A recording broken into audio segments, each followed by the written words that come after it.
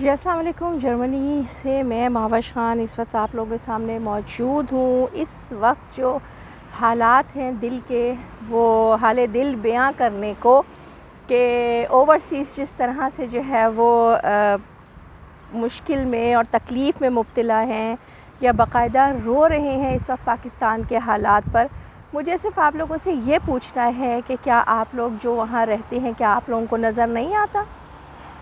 Europe کی ایک video پر ہائے توبہ مچانے والوں، تم لوگوں کو اپنے ملک میں جو عوام جس حالت میں ہے یا جو ظلم اور زیادتی ان کے ساتھ اس وقت روا رکھی جا رہی ہے، اس پہ تو تم لوگ بھنگلے ڈال رہے ہو۔ اپنے ہی ملک میں آپس میں لڑوا کے آپ لوگوں کو کیا ملا؟ یہ سوال میرا نہ صرف عدالتوں سے ہے، اداروں سے ہے، سیاستدانوں سے ہے۔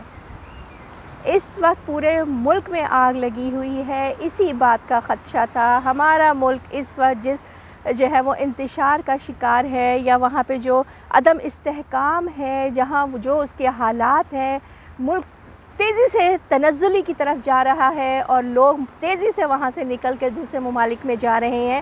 اس طرح سے ملک نہیں چلتے ہیں۔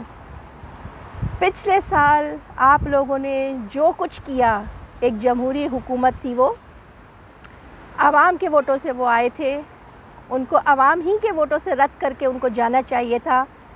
میں نے تب بھی یہی کہا تھا، میں اب بھی یہی کہہ رہی ہوں کہ ہوش کے ناخن لیں، سنبھل جائیں، اس سے پہلے کہ مزید دیر ہو جائے۔ ہمیں اسی بات کا خطرہ تھا، اسی بات کا خدشہ تھا، جسے وقتاً فوقتاً ہم لوگ جو ہے، میں بھی اپنے سوشل میڈیا پر جو ہے اس کا اظہار کرتی تھی، اور میرے جو دیگر سمجھدار لوگ ہیں، سمجھدار صحافی ہیں یا سمجھدار حب وطن جو ہے وہ لوگ ہیں، وہ اسی بات کا خدشے کا اظہار کرتے تھے کہ اگر یہ وقت آیا، خان صاحب کی گرفتاری ایک بہت بڑا جو ہے وہ بڑی غلطی ہوگی اور بڑا سانحہ ہوگا عوام کے لیے بھی اور ملک کے لیے بھی، اور ملک اور عوام دونوں ہی اس کنڈیشن میں نہیں ہیں کہ اتنی بڑی جو ہے نا وہ سانحے کو برداشت کر سکیں۔